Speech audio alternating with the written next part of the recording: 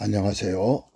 오늘은 확신, 즉 신앙 성장을 위한 메시지 6번째 시간으로 제발 죽지 마세요 라는 제목입니다. 좀 오래된 얘기로 잠실로 이사가게 되어 떡을 해 이웃집에 돌리는데 아내가 저 건너편 집은 안 받겠다는데요. 크리스찬이기에 금식한다고요. 그래서 제가 아내에게 기도 제목이 무엇인지 물어보지 그랬어요 했더니 네, 아직도 자아가 살아있어서 죽어야 한대요 했습니다. 혹시 여러분 중에서 이렇게 기도하는 분 계십니까? 만일 그렇다면 그 기도 그만두시기 바랍니다. 왜냐하면 우리는 스스로 죽을 만한 능력이 없거든요. 그리고 또 하나 중요한 얘기인데요. 이미 예수님이 대신 죽어주셨거든요. 그래서 우리는 이 예수님을 구원자, 즉 메시아로 부르는 것입니다. 그렇게 우리는 이제 새로 태어난 자, 즉 거듭난 자가 된 것입니다. 자, 그러면 우리가 어떻게 해서 거듭난 자가 되었는지 살펴보겠습니다. 첫째로 이 예수님이 이 세상에 오셔서 내 대신 죽어주셨기 때문입니다. 둘째로 이 예수님이 3일 만에 다시 부활하셨기 때문입니다. 셋째로 우리 믿는 자는 이 예수님을 자신의 주인으로 영접했기 때문입니다. 넷째로 나의 주인 되신 이 예수님, 즉 성령님이 나를 통치해 주시기 때문입니다. 그래서 우리는 이 예수님의 4가지 사건을 구원의 복음이라고 부릅니다. 자, 제가 이에 대한 얘기 하나 해드리겠습니다.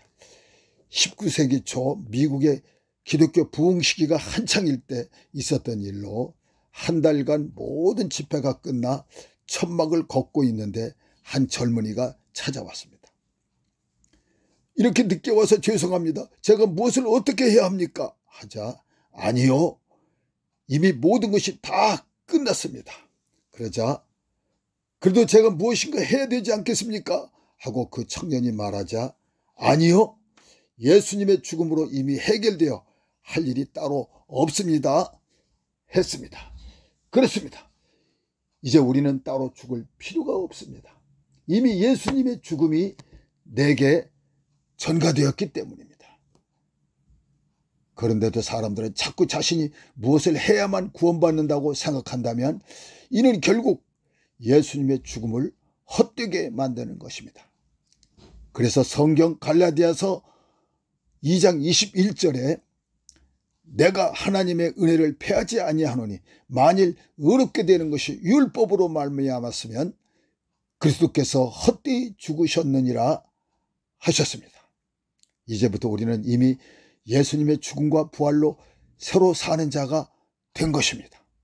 그렇죠. 그래서 성경은 그 앞절인 갈라디아서 2장 20절에 말씀하시기를 내가 그리스도와 함께 십자가에 못 박혔나니 그런즉 이제는 내가 사는 것이 아니요 오직 내 안에 그리스도께서 사시는 것이라 하신 것입니다. 그렇습니다.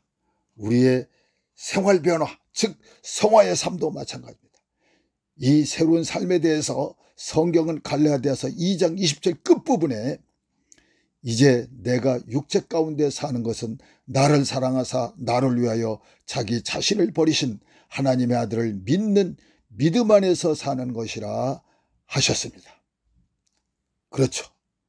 우리가 무엇을 구하는 자가 아니라 이미 받은 자가 된 것입니다. 예수님이 나의 주인이시다. 즉 예수님에 의해서 사는 자다라는 뜻입니다.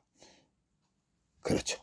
이제 새 사람, 즉 옛사람은 죽고 새로 사는 사람이 된 것입니다. 바로 이 말씀, 즉 갈라디아서 2장 20절 말씀을 제가 다시 읽겠습니다. 내가 그리스도와 함께 십자가에 못 박혔나니 그런즉 이제는 내가 사는 것이 아니요 오직 내 안에 그리스도께서 사시는 것이라. 이제 내가 육체 가운데 사는 것은 나를 사랑하사 나를 위하여 자기 자신을 버리신 하나님의 아들을 믿는 믿음 안에서 사는 것이라. 아멘. 그렇습니다. 우리는 예수님이 주인 된 사람, 즉 예수님에 의해서 사는 자가 된 것입니다. 자, 이 시간 새 사람이 되게 해주신 예수님께 감사 기도하십시다. 기도하십시다.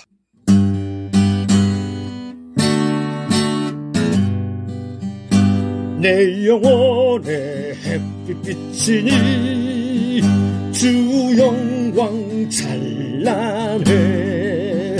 이 세상에 어떤 빛보다 이 빛 더 빛나네.